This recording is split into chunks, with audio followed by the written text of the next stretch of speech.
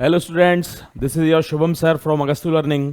बच्चों, आज हमने इंटीजर्स की क्लास ली थी, उस पर मैंने आपको कुछ होमवर्क दिया था। उन होमवर्क के सभी क्वेश्चंस का आज हम डिस्कशन करेंगे।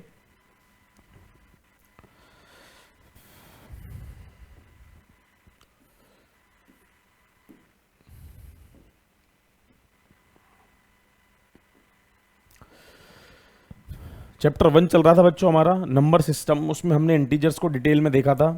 पहली क्लास हमारी जो है हो चुकी है। बच्चों, this is our channel Agastu learning IIT JEE and NEET, जहां आपको IIT JEE mains, advance and NEET से रिलेटेड हर समस्या का समाधान फ्री ऑफ कॉस्ट किया जाएगा। सारी प्रिपरेशन वीडियोस अवेलेबल, हर सब्जेक्ट के, हर टॉपिक के बहुत ही conceptual and in depth lectures आपको प्रोवाइड किए जा रहे हैं। हमारा चैनल सब्सक्राइब कीजिए और ये लिंक जो है डिस्क्रिप्शन में दिया हुआ है, आप डिस्क्रिप्शन में जाके हमारा चैनल सब्सक्राइब कर सकते हैं। ये बच्चों हमारी जो जेई पाथ फाइंडर कोर्स जो आप पढ़ रहे हैं हमारे साथ, ये उसका वीकली शेड्यूल है। ये आप हमारी वेबसाइट से भी ले सकते हैं और यहां से भी आप चेक कर सकते हैं। Now the homework discussion part.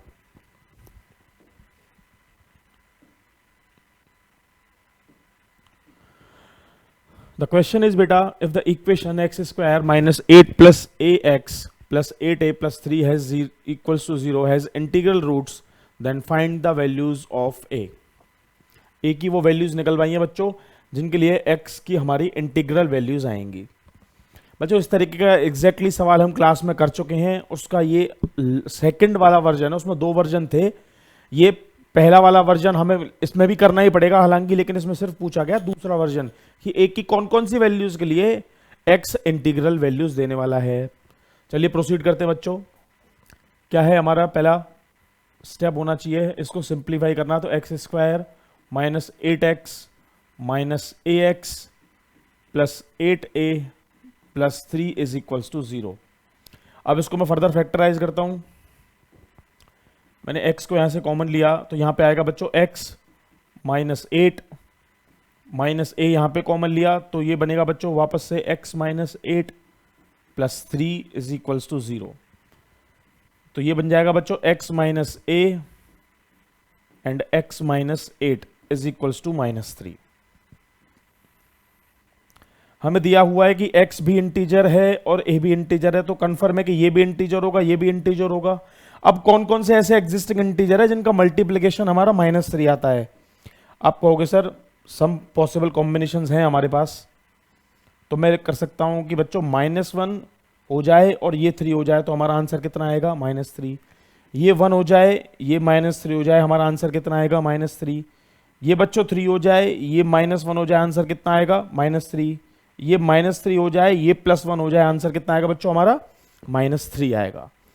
अब ये वाला जो स्लॉट है बच्चों, इसको हम सॉल्व कर लेते हैं। तो सबसे पहले हमारी x की इंटीग्रल वैल्यूज आएंगी। तो अगर बच्चों हमारा जो है ये x माइनस 8 के इज इक्वल्स टू, तो x कितना आ जाएगा बच्चों यहां पे हमारा 11।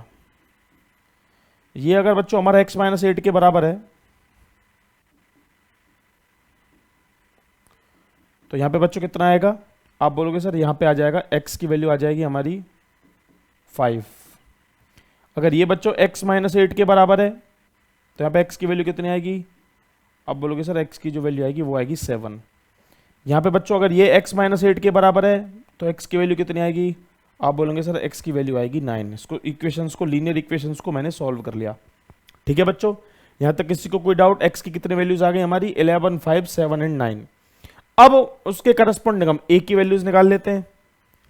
x minus a, x minus a, x minus a and x minus a। क्या क्या वैल्यूज ले रहा है, -1, 1, 3, -3।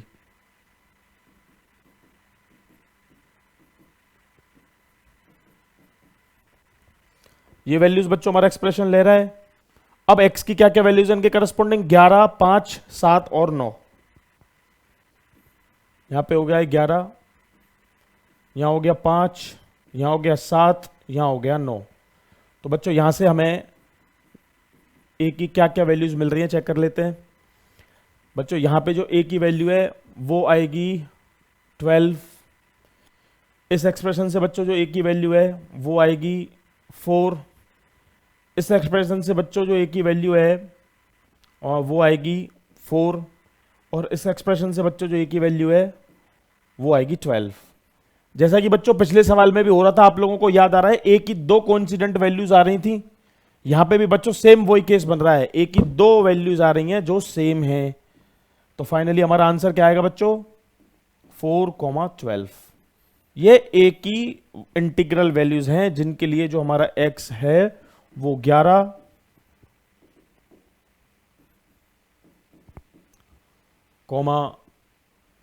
5, 7 और 9 होने वाला है। This is our total answer of the question.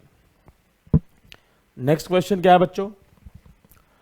The hypotenuse C and one arm of a right angle triangle, one arm A of a right angle triangle are consecutive integers, then the square of the other arm is। right angle triangle के बारे में बच्चों बात की जा रही है। right angle triangle बना लेते हैं। ये हो गया बच्चों हमारा right angle triangle। अब इसमें क्या क्या इंफॉर्मेशन हमें गिवन है? हमें गिवन है बच्चों हाइपोटेन्यूज जो है वो C है, कोई एक साइड हमें A दे रखी है। अब हमें दूसरी बात क्या बताई गई है कि जो C एंड A है वो कॉन्जिक्यूटिव इंटीजर है, यानी हाइपोटेन्यूज और बेस जो है वो बेस मान लिया मैंने फर्स्ट वाली साइड को, कोई फर्क नहीं पड़ता। तो ये तो कंफर्म है बच्चों कि A जो है वो C+1 नहीं हो सकता। क्यों नहीं हो सकता? क्योंकि A है बेस और हाइपोटेन्यूज है C है हाइपोटेन्यूज, तो हाइपोटेन्यूज में +1 करके बेस आएगा, ऐसा तो राइट एंगल ट्राइंगल में पॉसिबल ही नहीं है, because hypotenuse is the longest side. तो हमें पता चलेगा कि कॉन्जिक्यूटिव इंटीजर वाला फंडा जो वो कैसे काम करेगा। आप बोलोगे सर वो ऐसे काम करेगा कि C जो है यानी हाइपोटेन्यूज जो है वो बेस +1 के बराबर होगी। मैंने कहा ठीक है भाई, हमें ये साइड हमें निकालनी है बच्चों। मान ली हमने ये साइड x है, हम लगा देते हैं पाइथागोरस थ्योरम। तो हमें पता है हाइपोटेन्यूज का square is equals to perpendicular square plus base square. So I can say perpendicular square is equals to hypotenuse का square minus base square.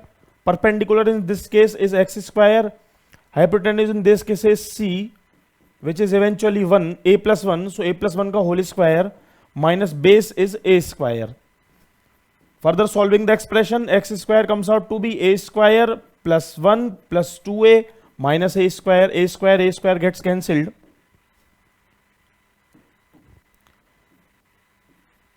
X square is equals to 2a plus 1. I can further write it down as a plus 1.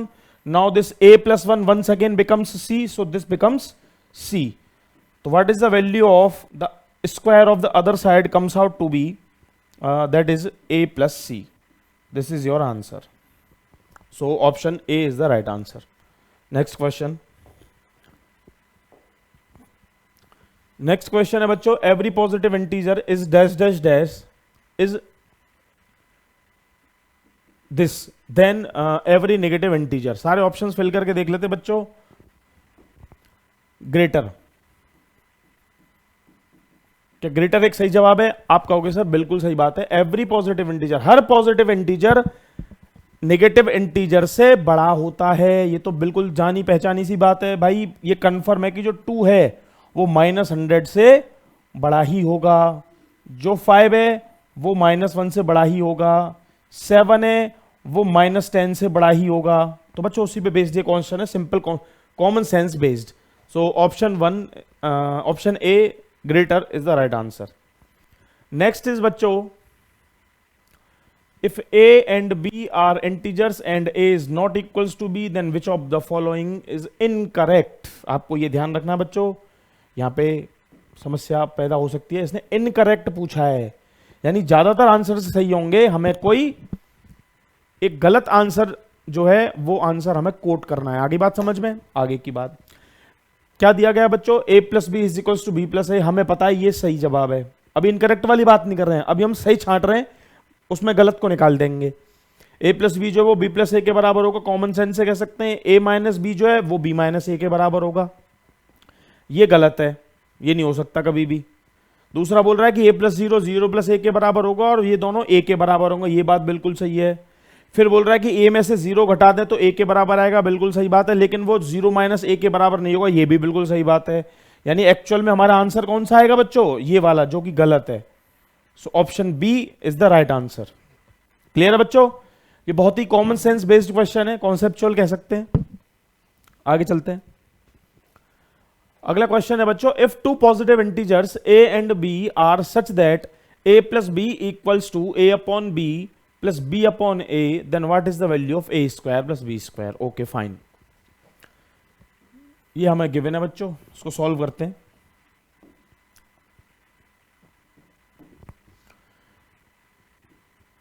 ये हमें दिया हुआ बच्चों a plus B is equal to, मैं इस वाले expression को सिंप्लीफाई करके लिख रहा हूं, तो ये बन जाएगा मेरा a square plus B square upon A B.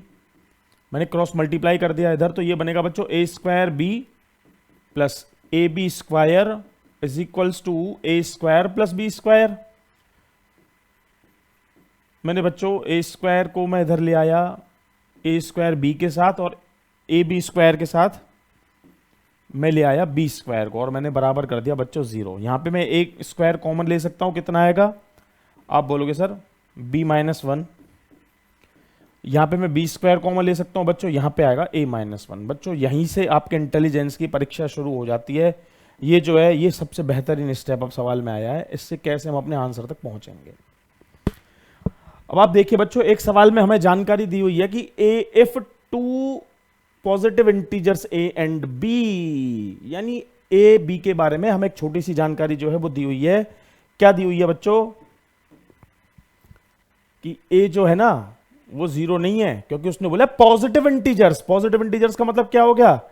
a और b जो है हमारे, वो क्या क्या होंगे? वो होंगे 1 2 3 एंड सो ऑन, ऐसी ऐसी वैल्यूज होंगी, 0 तो कभी हो ही नहीं सकते। तो ये बात हमें समझ में आ गई कि ये जो पार्ट है, ये इसको 0 होने के लिए इस पार्ट को भी 0 होना पड़ेगा और इस पार्ट को भी 0 होना पड़ेगा। क्यों होना पड़ेगा? क्योंकि स्क्वायर वाली क्वांटिटी हमेशा पॉजिटिव रहती है बच्चों, और ये वाली क्वांटिटी भी हमेशा पॉजिटिव रहती है।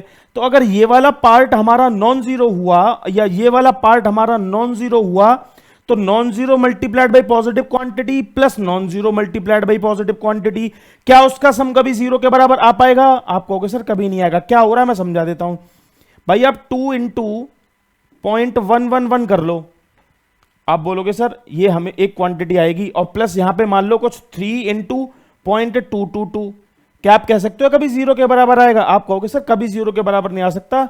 ये जो सम है हमारा, ये एंटायर एक्सप्रेशन की वैल्यू 0 तभी आएगी जब ये वाले नंबर्स b-1 और a-1 दोनों को 0 होना पड़ेगा, क्योंकि a स्क्वायर 0 हो नहीं सकता, b स्क्वायर 0 हो नहीं सकता, क्योंकि वो पॉजिटिव इंटीजर्स हैं। तो इन दोनों को जो है साइमल्टेनियसली 0 होना बहुत जरूरी है। तो कैसे मानेंगे आप? एक बार मैं आपको डिटेल में समझाता हूं। हमारे पास है a square b-1 plus b square a-1 is equals to 0। ये है बच्चों, ठीक है। अब मैं बता चुका हूं ये पॉजिटिव रहने वाला है, ये पॉजिटिव रहने वाला है, नेगेटिव तो कभी होंगे नहीं। क्यों नहीं होंगे? क्योंकि स्क्वायर्स हैं, हमेशा पॉजिटिव आएंगे। और b जो है वो पॉजिटिव इंटीजर्स है, मिनिमम 1 हो सकता है, 2 हो सकता है, फिर 3, फिर 4। इसमें अगर 1 भी डालें बच्चों तो भी ये 0 होगा, 2 डालेंगे तो ये पॉजिटिव आएगा। तो पॉजिटिव इंटू पॉजिटिव क्या होने वाला है? आप कहेंगे सर पॉजिटिव इंटू पॉजिटिव जो है वो पॉजिटिव ही होगा।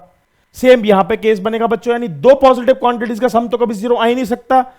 तो इसका मतलब हमने जो पहला डिडक्शन निकाला वो ये निकाला कि इसको पॉजिटिव होना पड़ेगा, इसको भी पॉजिटिव होना पड़ेगा। अब हमारी रिक्वायरमेंट क्या है? अब हमारी रिक्वायरमेंट है इनको इंडिविजुअली 0 होना पड़ेगा, इन दोनों एक्सप्रेशंस को। इनको 0 होने के लिए किसको 0 हो सकता है? आप कहोगे सर दो नंबर्स का मल्टीप्लाई है, a स्क्वायर इंटू दिस और b स्क्वायर इंटू दिस। तो आप बोलोगे सर a और b तो कभी 0 हो ही नहीं सकते, है कि नहीं बच्चों? a और b कभी 0 हो ही नहीं सकते, क्योंकि a और b कैसे हैं?